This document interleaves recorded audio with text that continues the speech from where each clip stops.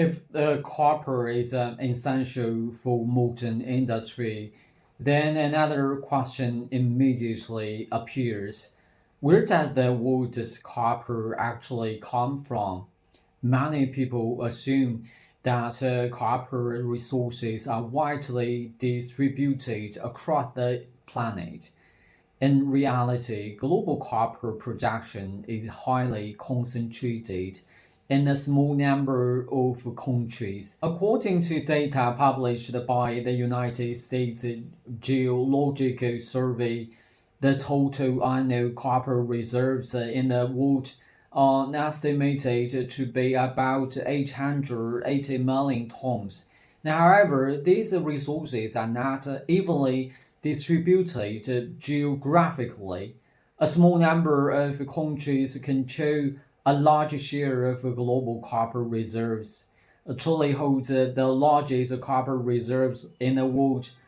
Chile alone possesses roughly 20% of the known copper reserves on the planet. Peru holds approximately 10% of the global copper reserves.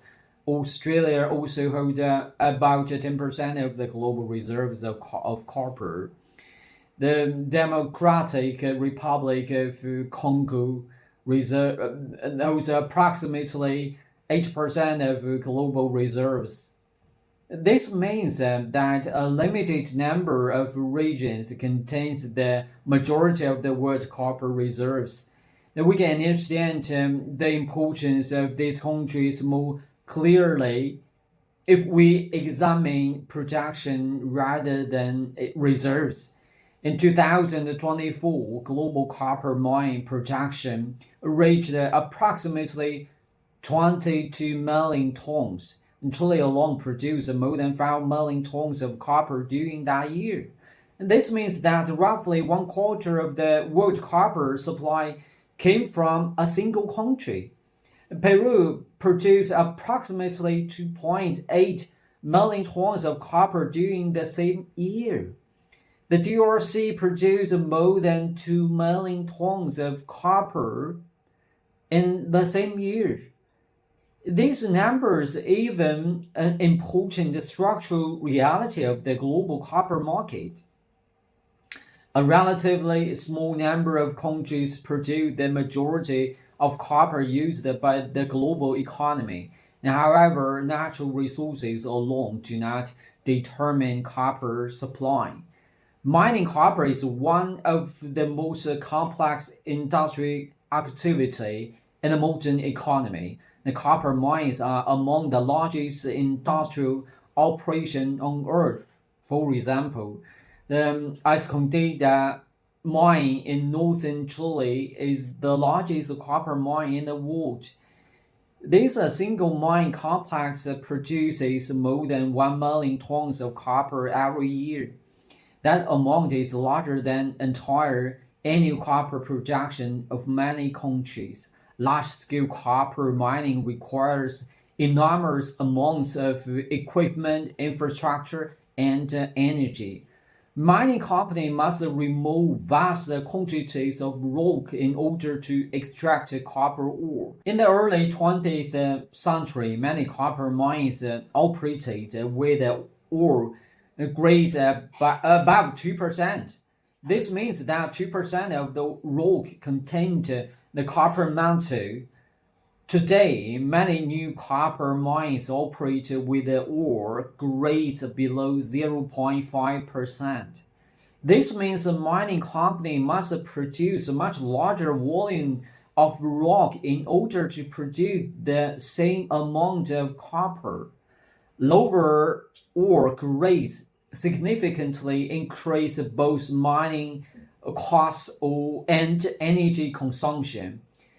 Environmental regulations have also made the development of new mines more complicated in many reasons. Obtaining permits for a large copper mine can take many years. In some cases, the entire development process from discovery to production can take more than 10 years. These structural challenges mean that Explaining global copper supply is not easy.